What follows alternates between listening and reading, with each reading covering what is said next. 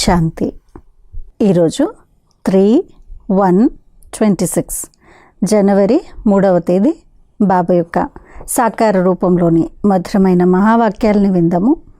మధురమైన పిల్లలు, అడుగడుగున శ్రీమతాన్ని అనుసరించండి. ఇది బ్రహ్మబాబా మతమా లేక శివబాబా మతమా అని తికమక పడకండి. అడుగడుగున శ్రీమతాన్ని అనుసరించండి. ఇది బ్రహ్మబాబా మతమా లేక శివబాబా మతమా అని తికమక పడకండి. ఈరోజు ప్రశ్న, మంచి బ్రెయిన్ కల పిల్లలు అంటే మంచి తెలివైన పిల్లలు ఏ గుహ్యమైన విషయాన్ని సహజంగా అర్థం చేసుకోగలరు? ఏ విషయాన్ని? జవాబు, బ్రహ్మబాబా వినిపిస్తున్నారా లేక శివబాబానా? ఈ విషయాన్ని మంచి తెలివి గలవారు సులభంగా అర్థం చేసుకుంటారు. కొందరు దీనిలోనే తికమక పడతారు. బాబా చెప్తున్నారు, పిల్లల్లారా, బాబ్ దాదా ఇరువురు కలిసి ఒకటిగా ఉన్నారు. ఇందులో తికమక పడకండి. శ్రీమతమని భావించి నడుస్తూ ఉండండి. బ్రహ్మ మతానికి కూడా బాధ్యులు శివబాబాయే. శ్రీమతమని భావించి నడుస్తూ ఉండండి. బ్రహ్మ మతానికి కూడా బాధ్యులు శివబాబాయే. ఓం శాంతి. ఆత్మిక తండ్రి పిల్లలకు అర్థం చేయిస్తున్నారు. బ్రాహ్మణులైన మనమే ఆత్మిక తండ్రిని గుర్తించామని మీకు తెలుసు.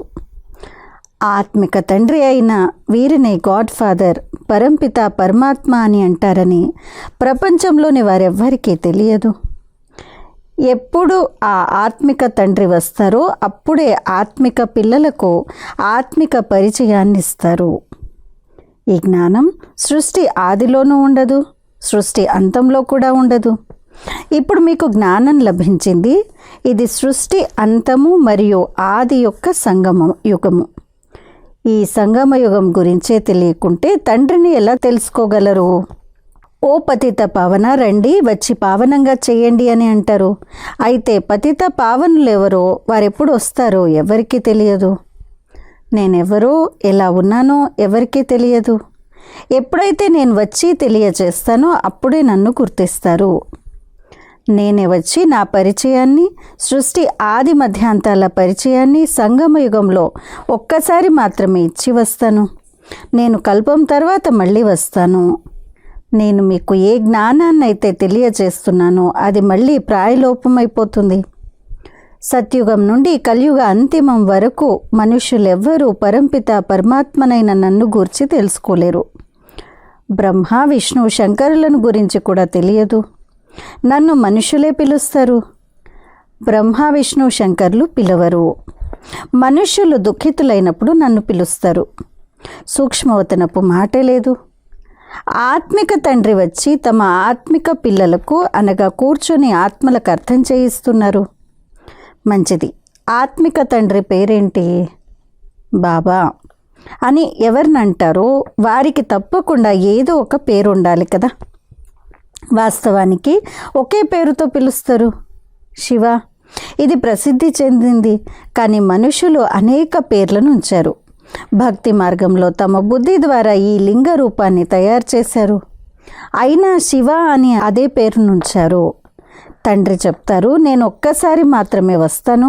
వచ్చి ముక్తి, జీవన్ముక్తుల వారసత్వాన్ని ఇస్తాను. ముక్తి ధామ, నిర్వాణ ధామం అని మనుషులు ఎన్నో పేర్లు పెడతారు. కానీ వారికి ఏమీ తెలియదు.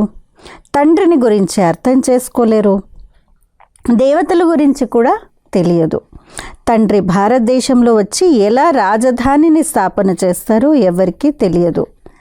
పరంపిత పరమాత్మ వచ్చి ఆది సనాతన దేవత ధర్మాన్ని ఎలా స్థాపన చేస్తారనే విషయము ఏ శాస్త్రంలోనూ లేదు. సత్యుగంలో దేవతలకు జ్ఞానం ఉండేదని, తర్వాత అదృశ్యమైపోయిందని కాదు. ఒకవేళ నిజంగా దేవతలలో ఆ జ్ఞానం ఉన్నట్లయితే అది కొనసాగుతూ వచ్చేది. ఇస్లామీ, బౌద్ధులు మొదలైన వారెవరున్నారో వారి జ్ఞానం కొనసాగుతూ వస్తూ ఉంది కదా. ఈ జ్ఞానం ప్రాయలోపమైపోతుందని అందరికీ తెలుసు. నేను ఎప్పుడు వస్తానో అప్పుడు రాజ్యాన్ని పోగొట్టుకొని పతితాత్మలుగా ఎవరైతే అయ్యారో వారిని మళ్ళీ పావనంగా చేస్తాను. భారతదేశంలో వారి రాజ్యం ఉండేది. దాన్ని ఎలా పోగొట్టుకున్నారో ఇది కూడా ఎవ్వరికీ తెలియదు. కాబట్టి తండ్రి చెప్తున్నారు, పిల్లలు చాలా తుచ్చబుద్ధి గలవారిగా అయిపోయారు. నేను పిల్లలకు ఈ జ్ఞానాన్ని ఇచ్చి ప్రాలబ్ధాన్ని ఇస్తాను, మళ్ళీ అందరూ మర్చిపోతారు. తండ్రి ఎలా వచ్చారో, పిల్లలకి ఏ విధంగా శిక్షణనిచ్చారో ఇది కూడా అందరూ మర్చిపోతారు. ఇది కూడా డ్రామాలో నిశ్చితమైంది. విచారసాగర మథనం చేసేందుకు పిల్లలకు విశాలమైన బుద్ధి ఉండాలి. తండ్రి చెప్తున్నారు, ఏ శాస్త్రాలనైతే మీరు చదువుతూ వచ్చారో వాటిని సత్యత్రేతాయుగాల్లో చదవరు. ఈ జ్ఞానాన్ని మీరు మర్చిపోతారు. మరి గీత మొదలైన శాస్త్రాలు ఎక్కడి నుండి వచ్చాయి? ఎవరైతే గీతను విని ఈ పదవిని పొందారో వారికే తెలియకుంటే వేరే వారికి ఎలా తెలుస్తుంది? మనుషుల నుండి దేవతలుగా ఎలా అయ్యారో దేవతలకు కూడా తెలియదు. ఆ పురుషార్థం చేసే పాత్రయే సమాప్తమైపోయింది. ఈ ప్రాలబ్ధం ప్రారంభమైపోయింది. అక్కడ ఈ జ్ఞానం ఎలా ఉండగలదు? ఎలాగైతే కల్పకృతం మీకు ఈ జ్ఞానం లభించిందో అలాగే ఈ జ్ఞానం మీకు మళ్ళీ లభిస్తూ ఉంటుందని తండ్రి అర్థం చేయిస్తున్నారు. మీకు రాజయోగాన్ని నేర్పించి ప్రాలబ్ధాన్ని ఇస్తారు. తర్వాత అక్కడ దుర్గతి ఉండదు. కనుక జ్ఞాన విషయం కూడా అక్కడ ఉండదు. జ్ఞానం ఉండేది సద్గతిని పొందేందుకు. దీన్నిచ్చేవారు ఒక్క తండ్రే. సద్గతి దుర్గతి అనే మాటలు ఇక్కడి నుండే వెలువడతాయి. సద్గతిని భారతవాసులు మాత్రమే పొందుతారు. హెవెన్లీ గాడ్ ఫాదర్ స్వర్గాన్ని రచించారని అంటారు. ఎప్పుడు రచించారు? దీని గురించి కొంచెం కూడా తెలియదు. శాస్త్రాల్లో లక్షల సంవత్సరాలను వ్రాసేశారు. బాబా చెప్తున్నారు, పిల్లలారా మీకు మళ్ళీ జ్ఞానాన్ని ఇస్తాను.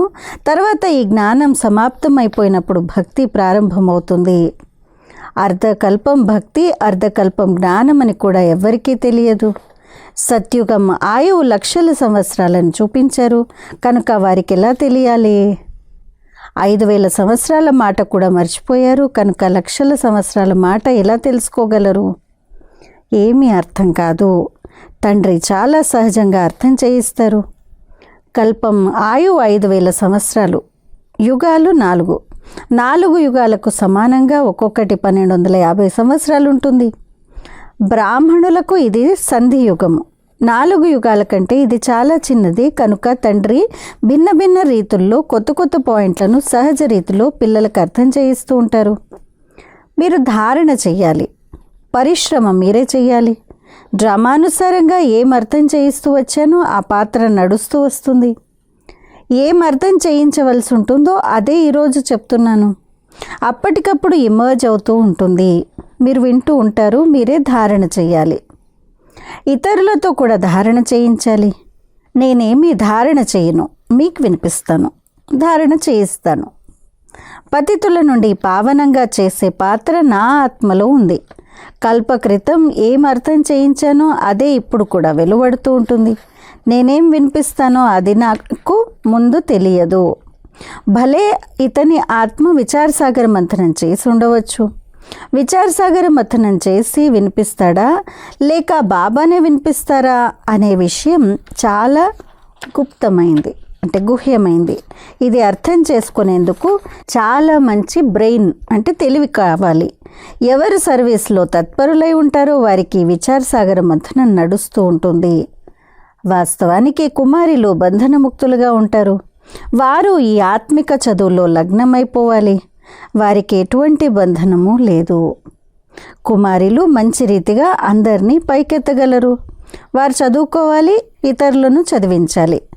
వారికి సంపాదించే అవసరం ఉండదు. కుమారులు ఈ చదువును అంటే జ్ఞానాన్ని మంచి రీతిగా అర్థం చేసుకున్నట్లయితే అదన్నింటికంటే మంచిది. వివేకవంతులైతే ఈ ఆత్మిక సంపాదనలో తత్పరులవ్వాలి. కొంతమంది లౌకిక చదువును చాలా ఆసక్తితో చదువుతారు. వాటి ద్వారా ఈ లాభం ఉందని వారికి అర్థం చేయిస్తున్నారు. మీరు ఈ ఆత్మిక చదువును చదువుకొని సర్వీస్లో తత్పరులవ్వండి. ఆ చదువు అయితే దేనికి పనికిరాదు. చదివి గృహస్థ వ్యవహారంలోకి వెళ్ళిపోతూ ఉంటారు. గృహస్థంలో మాతలుగా అవుతారు. కుమారులు ఈ జ్ఞానంలో తత్పరులైపోవాలి. అడుగడుగునా శ్రీమతంపై నడిచి ధారణ చేయాలి. మమ్మ ఆదిలోనే వచ్చి ఈ చదువులో నిమగ్నమైపోయింది. ఎంతోమంది కుమారులు వెళ్ళిపోయారు. కుమారులకు మంచి అవకాశం ఉంది. శ్రీమతానుసారం నడిచినట్లయితే చాలా ఫస్ట్ క్లాస్గా అవుతారు. ఇది శ్రీమతమా లేక బ్రహ్మమతమా? ఇందులో కన్ఫ్యూజ్ అవుతారు. అయినా ఇది బాబా రథం కదా, ఇతని ద్వారా ఏదైనా పొరపాటు జరిగినా మీరు శ్రీమతానుసారంగా నడుస్తూ ఉంటే దాన్ని వారంతకు వారే సరిచేస్తారు. శ్రీమతం లభించేది కూడా ఇతని ద్వారానే, బ్రహ్మ ద్వారానే శివబాబా శ్రీమతం లభిస్తుంది. శ్రీమతం లభిస్తూ ఉందని మీరు సదా భావించాలి. తర్వాత ఏం జరిగినా దానికి పూర్తి బాధ్యత స్వయం శివబాబాదే. తండ్రి చెప్తున్నారు, ఇతని ద్వారా ఏమైనా జరిగితే నేను అంటే శివబాబాను బాధ్యుడను అని చెప్తారు. డ్రామాలో ఈ రహస్యం రచింపబడి ఉంది. ఇతన్ని కూడా బాగు చేయగలరు. అయినా వీరు తండ్రి కదా, బాప్ దాదా ఇరువురు కలిసి ఒక్కటిగా ఉన్నందున కన్ఫ్యూజ్ అవుతారు. శివబాబా చెప్తున్నారా లేక బ్రహ్మబాబా చెప్తున్నారో తెలియదు. శివబాబా ఏ మతాన్ని ఇస్తున్నారని భావించినట్లయితే ఎప్పుడూ చలించరు. శివబాబా ఏం తెలిపిస్తారో అది సరైందే. మీరు అంటే బాబా మీరు మాకు తండ్రి, టీచర్, గురువు అని అంటారు కనుక శ్రీమతాన్ని అనుసరించాలి కదా. వారు ఏం చెప్తారో దాని అనుసారంగా నడవండి. సదా శివబాబా చెప్తున్నారని భావించండి. వారు కళ్యాణకారి. బ్రహ్మబాబా బాధ్యత కూడా శివబాబాదే. ఇతను శివబాబా రథం కదా. ఎందుకు కన్ఫ్యూజ్ అవుతారు? ఇది బ్రహ్మ సలహానా లేక శివబాబాదా? తెలియదని ఎందుకు అనుకుంటారు? శివబాబా అర్థం చేయిస్తున్నారని మీరెందుకు భావించరు? శ్రీమతం ఏం చెప్తుందో అది చేస్తూ ఉండండి. ఇతరుల మతంలోకి మీరెందుకు వస్తారు?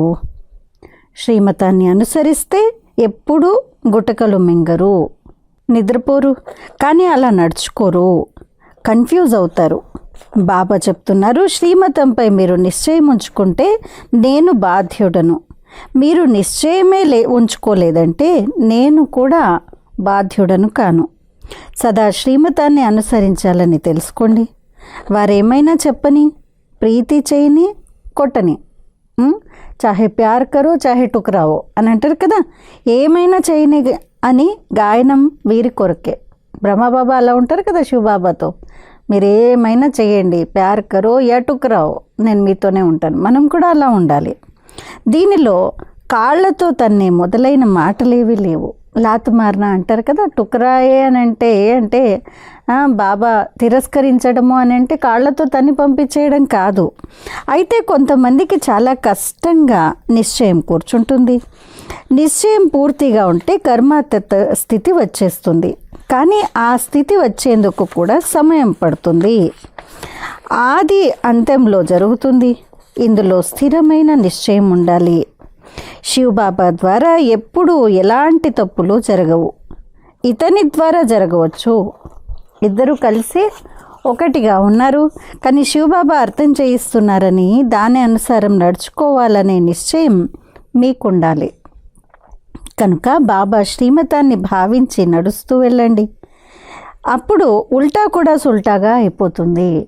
బాబా చెప్పారు కదా, బ్రహ్మబాబాది కాదు శివబాబా చెప్తున్నారు. బ్రహ్మ ద్వారా ఇది ఎప్పుడైతే అర్థం చేసుకుంటారో, ఒకవేళ ఏదైనా తప్పు జరిగినా కానీ బ్రహ్మబాబా చెప్పినటువంటి డైరెక్షన్కి శివబాబా బాధ్యులు అని అన్నారు కదా, అక్కడక్కడ అపార్థం కూడా చేసుకుంటారు.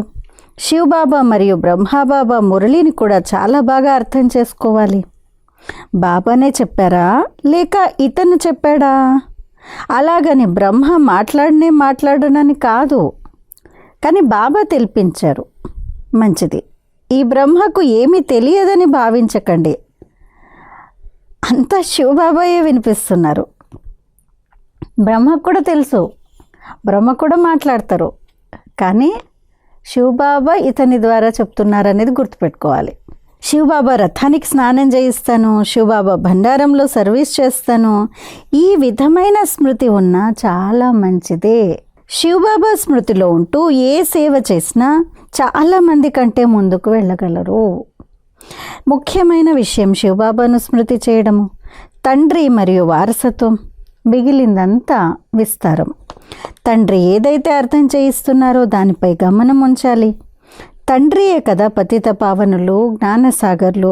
వారే వచ్చి ముందు పతిత శూద్రులను బ్రాహ్మణులుగా చేస్తారు, ఆ బ్రాహ్మణులనే పావనంగా చేస్తారు. నేరుగా శూద్రులను పావనంగా చేయరు. ఈ విషయాలు భాగవతము మొదలైన వాటిలో లేవు. కొన్ని పదాలు ఉన్నాయి. రాధాకృష్ణులే లక్ష్మీనారాయణులని మనుషులకు తెలియదు, తికమక పడతారు. దేవతలు సూర్యవంశీ చంద్రవంశీయులు, లక్ష్మీనారాయణుల వంశము సీతారాముల వంశం ఉంటాయి. బాబా చెప్తున్నారు, భారతవాసులైన మధురమైన పిల్లలారా గుర్తు చేసుకోండి, లక్షల సంవత్సరాల మాటే లేదు, ఇది నిన్నటి మాటే. మీకు రాజ్యాన్ని ఇచ్చాను, చాలా లెక్కలేనంత ధన సంపదలనిచ్చాను. తండ్రి పూర్తి విశ్వానికంత అధిపతులుగా చేశారు. వేరే ఏ ఖండాలు లేవు. తర్వాత మీకేమైంది? విద్వాంసులకు, ఆచారులకు, పండితులకు ఎవ్వరికీ ఈ విషయాలు తెలియవు. తండ్రి తెలియజేస్తున్నారు, అరే భారతవాసులారా, నేను మీకు రాజ్య భాగ్యాన్ని ఇచ్చాను కదా, మీకెంతో ధనాన్ని ఇచ్చాను, అదంతా ఎక్కడ పోగొట్టుకున్నారని శివబాబా అడుగుతున్నారని మీరు కూడా చెప్తారు. తండ్రి ఆస్తి చాలా పెద్దది, చాలా జబర్దస్త్ అని అంటున్నారు, చాలా పెద్ద ఆస్తి. తండ్రి అడుగుతాడు కదా, లేక తండ్రి వెళ్ళిపోతే బంధుమిత్రులు అడుగుతారు, తండ్రి నీకు ఇంత ధనాన్ని ఇచ్చాడు, ఇదంతా ఎక్కడ పోగొట్టుకున్నావు అని అడుగుతారు కదా. తండ్రి అడుగుతాడు కదా, ఇంత ధనాన్ని ఇచ్చాను నేను, ఎక్కడ పోయింది అదంతా, లెక్క చెప్పు. ఇక్కడైతే వీరు బేహద్ తండ్రి గవ్వ నుండి వజ్రంగా తయారు చేశారు, ఇంత రాజ్యాన్ని ఇచ్చారు, ధనమంతా ఏమైపోయింది అని అడిగితే మీరేం సమాధానం ఇస్తారు? ఇది ఎవ్వరికీ అర్థం కాదు. ఇంత నిరుపేదగా ఎలా అయిపోయారు అని తండ్రి ఖచ్చితంగా అడుగుతున్నారని మీరు భావిస్తారు. మొదట అన్నీ సతోప్రధానంగా ఉండేవి, తర్వాత కళలు తగ్గుతూ వచ్చాయి, కనుక అన్నీ తగ్గుతూ వచ్చాయి. సత్యుగంలో సతోప్రధానంగా ఉండేవారు, లక్ష్మీనారాయణుల రాజ్యం ఉండేది. రాధాకృష్ణుల కంటే లక్ష్మీనారాయణుల మహిమ ఎక్కువగా ఉంటుంది.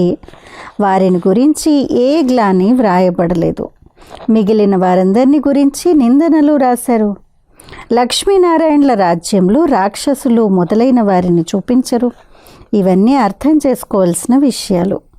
తండ్రి జ్ఞానధనంతో జోలను నింపుతున్నారు, తండ్రి అర్థం చేయిస్తున్నారు. పిల్లలు మాయా విషయంలో చాలా హెచ్చరికగా ఉండండి, ఏమరుపాటు ఉండరాదు, అటెన్షన్ అనేటువంటిది ఉండాలి. అచ్చా मीठे मीठे सिके लदे बच्चों प्रति माता पिता बाप दादा का याद प्यार और गुड मॉर्निंग. रूहानी बाप की रूहानी बच्चों को नमस्ते. हम रूहानी बच्चों की रूहानी माता पिता बाप दादा को याद प्यार गुड मॉर्निंग और नमस्ते. ధారణ కొరకు ముఖ్య సారము. మొదటి పాయింట్, వివేకవంతులుగా అయి సత్యమైన సేవలో తత్పరులవ్వండి. బాధ్యత ఒక్క తండ్రిదే, అందువలన శ్రీమతంలో సంశయం రాకూడదు, నిశ్చయంలో స్థిరంగా ఉండాలి. 2, విచారసాగర మథనం చేసి తండ్రి తెలిపే ప్రతి విషయంపై గమనం ఉంచాలి. స్వయంలో జ్ఞాన ధారణ చేసి ఇతరులకు వినిపించాలి. ఈరోజు వరదానము, సంపూర్ణ పవిత్ర భవ. తమ ఆదిలోని నిజమైన రూపాన్ని రియలైజ్ చేసే సంపూర్ణ పవిత్ర భవ. తమ ఆదిలోని నిజమైన రూపాన్ని రియలైజ్ చేసే సంపూర్ణ పవిత్ర భవ. ఆత్మ యొక్క అనాది మరియు ఆది రెండు కాలాల ఒరిజినల్ స్వరూపం పవిత్రత. అపవిత్రత కృత్రిమమైంది, శూద్రులచే ఇవ్వబడింది. శూద్రుల వస్తువును బ్రాహ్మణులు ఉపయోగించరు. అందువలన కేవలం నా ఆది నిజమైన రూపంలో నేను పవిత్రమైన ఆత్మను అని సంకల్పం చేయండి. ఎవరిని చూసినా వారి నిజమైన రూపాన్ని చూడండి, నిజాన్ని రియలైజ్ చేయండి. అప్పుడు సంపూర్ణ పవిత్రంగా ఈ ఫస్ట్ క్లాస్ లేక ఎయిర్ కండిషన్ టికెట్కు అధికారులుగా అయిపోతారు. స్లోగన్, పరమాత్మ ఆశీర్వాదాలతో మీ ఒడిని నింపుకుంటే మాయ సమీపానికి రాలేదు. పరమాత్మ ఆశీర్వాదాలతో మీ ఒడిని నింపుకుంటే మాయ సమీపానికి రాలేదు. అచ్చా, అవ్యక్త సూచన. ఈ అవ్యక్త మాసంలో బంధనముక్తులుగా ఉండి జీవన్ముక్త స్థితిని అనుభవం చేయండి. మెజారిటీ పిల్లలు ఇప్పుడు ఇనుప సంకెళ్ళనైతే తెంచుకున్నారు, కానీ చాలా సూక్ష్మమైన మరియు రాయల్ దారాలు ఇప్పుడు కూడా బంధించే ఉన్నాయి. చాలా మంచి పర్సనాలిటీని ఫీల్ చేసేవారు ఉన్నారు. స్వయంలో మంచితనము, మంచి గుణాలు లేవు, కానీ మేము చాలా మంచివారమని, మేము చాలా ముందుకు వెళ్తున్నామని అనుభవం చేస్తారు. ఇది ఒక బంధనం కదా, ఇలా అనుకోవడము. ఈ జీవన బంధనం యొక్క ద్వారాలు చాలా మందిలో ఉన్నాయి. బాప్దాదా ఇప్పుడు ఈ దారాల నుండి కూడా ముక్తిగా, జీవన్ముక్తిగా చూడాలని అనుకుంటున్నారు. సో నేను చాలా బాగున్నాను, నా పర్సనాలిటీ చాలా బాగుంది, నేను మంచి పురుషార్థం చేస్తున్నాను, నేను చాలా ముందుకెళ్తున్నా. ఇలాంటి బంధనము, ఇది కూడా జీవన బంధనము. సో ఇలాంటి బంధనం నుండి కూడా అతీతంగా ముక్త మరియు జీవన్ముక్త స్థితిని అనుభవం చేయాలని బాబా మన నుండి కోరుకుంటున్నారు. అదే మన యొక్క పురుషార్థం కూడా. అచ్చా, ఈరోజు అవ్యక్త మాసం యొక్క స్పెషల్ పురుషార్థంలో భాగంగా స్వమానము. मैं ब्रह्मा बाप समान सर्व बंधनों से मुक्त जीवन मुक्त आत्मा हूँ. నేను బ్రహ్మా బాబా సమానంగా సర్వ బంధనాలతో ముక్తులుగా జీవన్ముక్త ఆత్మను. ఈరోజు యోగాభ్యాసము. मैं आत्मा ब्रह्मा बाप समान मान शान के रॉयल धागों के बंधनों से मुक्त संतुष्ट मणि बन जीवन मुक्त स्थिति का अनुभव कर रही हूँ. నేను ఆత్మను బ్రహ్మా బాబా సమానంగా పేరు, గౌరవము ఇలాంటి రాయల్ దారాల యొక్క బంధనాల నుండి ముక్తులుగా సంతుష్టమణిగా అయి జీవన్ముక్త స్థితి యొక్క అనుభవాన్ని చేస్తున్నాను. నేను ఆత్మను బ్రహ్మబాబా సమానంగా పేరు, గౌరవము అనేటువంటి రాయల్ చాలా బాగా ఉండేటువంటివి ఈ రాయల్ దారాల యొక్క బంధనాల నుండి కూడా ముక్తులుగా సంతుష్టమణిగా అయి జీవన్ముక్త స్థితిని అనుభవం చేస్తున్నాను. ఈరోజు ధారణ. మహీన్ और రాయల్ धागों को చెక్ करे और मुक्त रहे. చాలా సూక్ష్మమైనటువంటి మరియు రాయల్ దారాలు ఏవైతే ఉన్నాయో వాటిని చెక్ చేసుకోవాలి మరియు వీటి నుండి ముక్తులుగా అవ్వాలి. अच्छा, ओम शांति.